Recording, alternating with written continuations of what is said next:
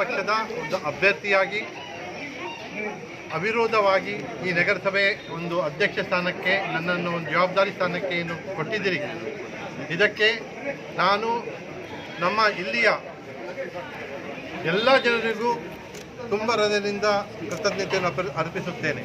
ನಮ್ಮ ಮಾನ್ಯ ಮುಖ್ಯಮಂತ್ರಿಗಳು, ನಮ್ಮ ಉಸ್ತುವಾರಿ ಸಚಿವರು, ನಮ್ಮ ಸಂಸದರು ಹಾಗೂ ನಮ್ಮ ನೆಚ್ಚಿನ ಶಾಸಕಿಯರು ಇವರೆಲ್ಲರ ಒಂದು ಆಶೀರ್ವಾದ ಹಾಗೂ ಸಹಕಾರ ಇವತ್ತಿಗೆ ಭಾರತೀಯ ಜನತಾ ಪಕ್ಷಕ್ಕೆ ಈ ಒಂದು ಸ್ಥಾನಕ್ಕೆ ಬರಲು ಸಹಾಯವಾಗಿದೆ.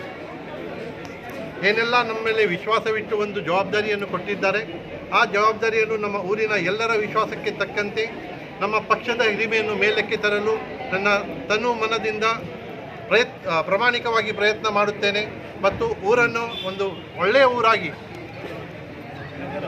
ಒಳ್ಳೆಯ ನಗರವಾಗಿ ಮಾಡಲು ಹಾಗೂ ಸ್ಮಾರ್ಟ್ ಸಿಟಿಯಲ್ಲಿ ಬರಬೇಕಾದಂಥ ಎಲ್ಲ ಪ್ರಯತ್ನವನ್ನು ಮಾಡಿ ನಮ್ಮ ಊರಿನ, ನಮ್ಮ ಪಕ್ಷದ ನಮ್ಮ ಮೇಲೆ ವಿಶ್ವಾಸಿಟ್ಟ ಎಲ್ಲರ ವಿಶ್ವಾಸವನ್ನು ಉಳಿಸುತ್ತೇನೆ ಅಂತ ಹೇಳಲು ಈ ಸಮಯದಲ್ಲಿ ನಾನು ಪ್ರಯತ್ನ ಮಾಡ್ತಾ ಇದ್ದೀನಿ. Thank you.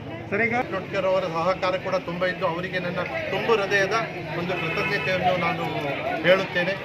ಅವರು ಹಾಗೂ ಪಕ್ಷೇತರರಾಗಿ ನಮ್ಮ ಪಕ್ಷಕ್ಕೆ ಬೆಂಬಲ ನೀಡಿ ಕಾರವಾರ ಊರಿನ ಒಂದು ಡೆವಲಪ್ಮೆಂಟಿಗೆ ಸಹಕಾರ ನೀಡಿದಲ್ಲಿ ನಮ್ಮ ಎಲ್ಲ ಪಕ್ಷೇತರರಿಗೂ ಕೂಡ ನಾನು ತುಂಬ ಹೃದಯದ ಒಂದು ಕೃತಜ್ಞತೆಯನ್ನು ಹೇಳುತ್ತೇನೆ. ಕಾರವಾರದ ಒಂದು ಡೆವಲಪ್ಮೆಂಟಿಗೆ ಬೆಲೆ ಕೊಟ್ಟು ಊರು ಚೆನ್ನ ಅವರ ಆಸೆಯನ್ನು ಕೂಡ ಈ ಸಮಯದಲ್ಲಿ ನಾನು ಹೇಳಲು